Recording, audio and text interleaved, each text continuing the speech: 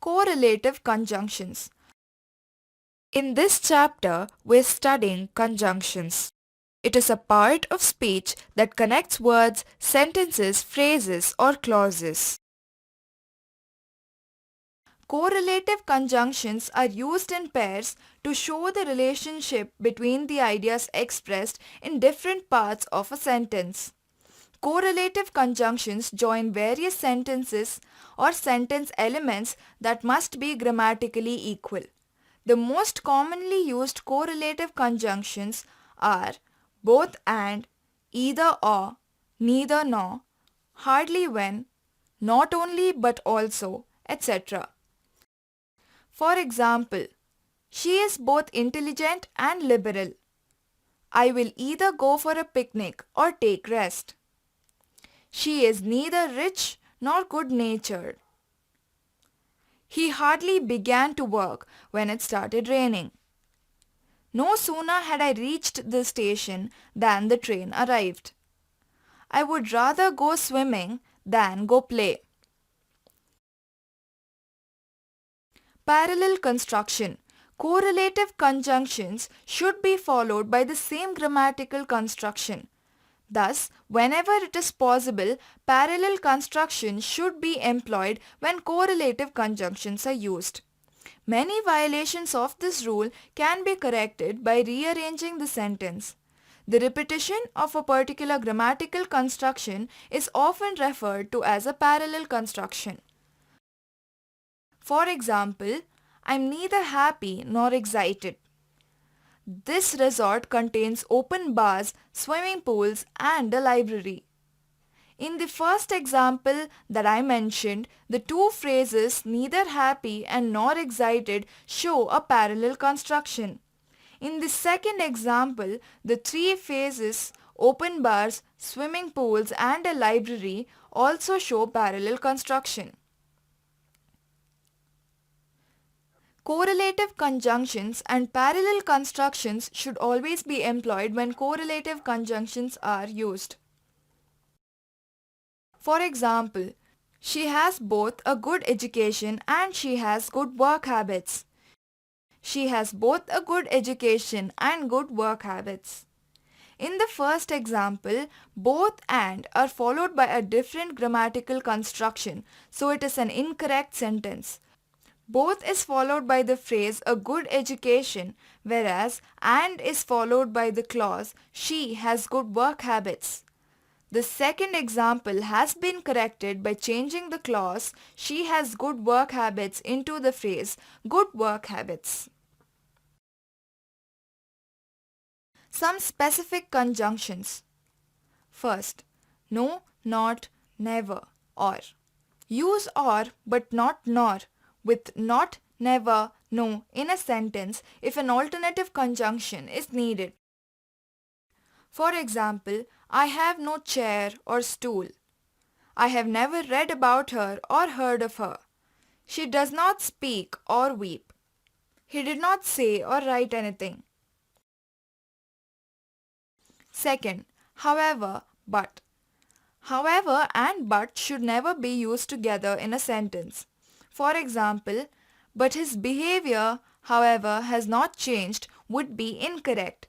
His behavior, however, has not changed is the correct construction. But that, however, is not possible would be incorrect. But that is not possible would be the correct construction. Third, though, although, or even though.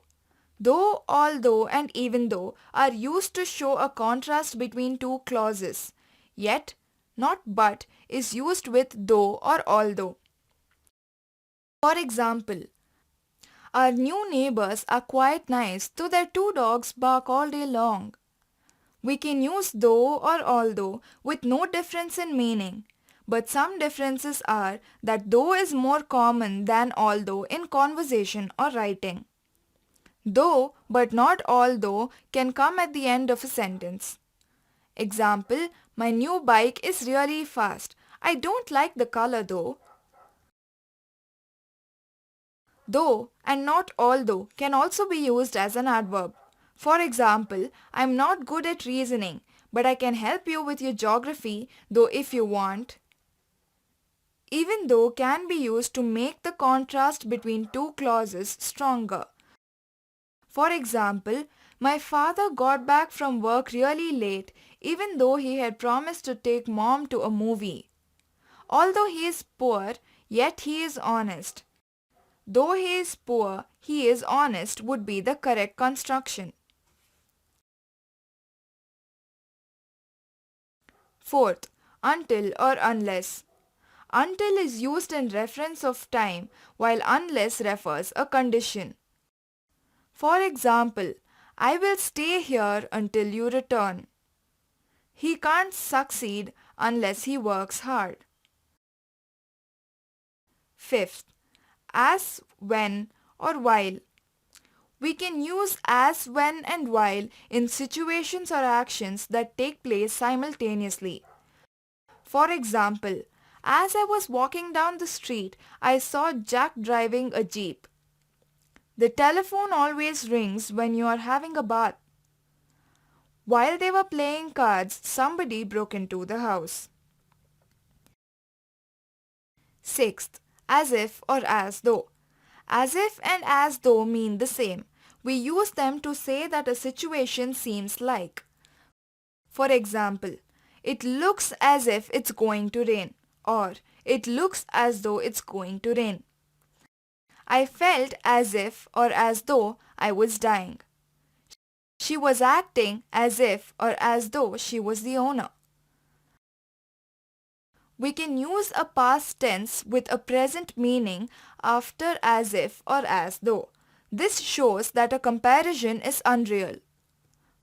For example, she looks as if she is rich. He behaves as if he owns the place. He talks as if he was rich. He orders me as if I were his servant. We use past perfect after as if as though when referring to a real or imaginary action in the past. For example, she talks about New York as if she has been there by herself. He seems or seemed as though he hadn't had a nice meal for many days. Seventh, because, as, or since.